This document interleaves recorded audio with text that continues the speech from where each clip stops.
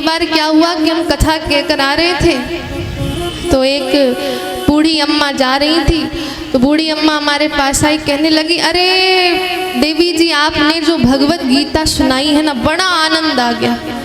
अरे हमने 7 दिन तक आपकी भगवत गीता सुनी, इतना आनंद आया, इतना आनंद आया। हमने मन ही मन सोचा कि धन्य हैं आप कि आपको यही नहीं पता कि भगवत गीता और भागवत में जमीन आसमान का फर्क है। लोगों को यही नहीं पता भागवत में और भगवत गीता में क्या अंतर है। लोग सोचते हैं कि भगवत गीता और श्रीमद् भागवत महापुराण एक ही है, परंतु ऐसा नहीं है, दोनों में बहुत अंतर है। देखिए जो भगवत गीता है, अब हम आपको आज इन दोनों के मध्य का अंतर बता दें कि कितना अंतर है दोनों में। देखिए 2 ग्रंथ हैं, ध्यान से सुनिएगा।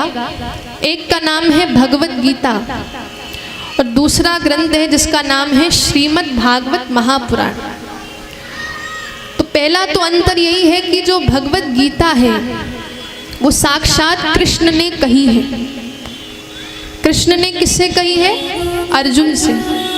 कुरुक्षेत्र की भूमि में जब अर्जुन ने देखा मेरे भाई, मेरे दादा, मेरे पितामह खड़े हुए हैं, तो उसके मन में आया कि भैया मैं भीख मांग लेता हूँ, पर अपनों को थोड़ी ना मार सकता। इसलिए उस समय उसके अंदर का जो शोक है, जो मोह है, उस मोह को मिटाने के लिए कृष्ण ने भगवत गीता कही थी।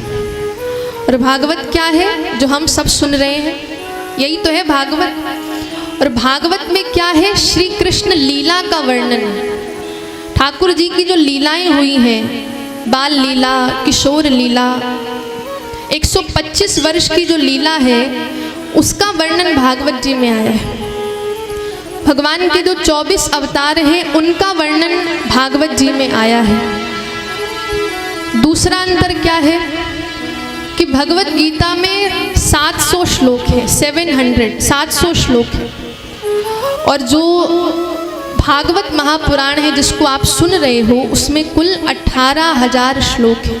इतना अंतर है, 700 और इधर 18,000 श्लोक।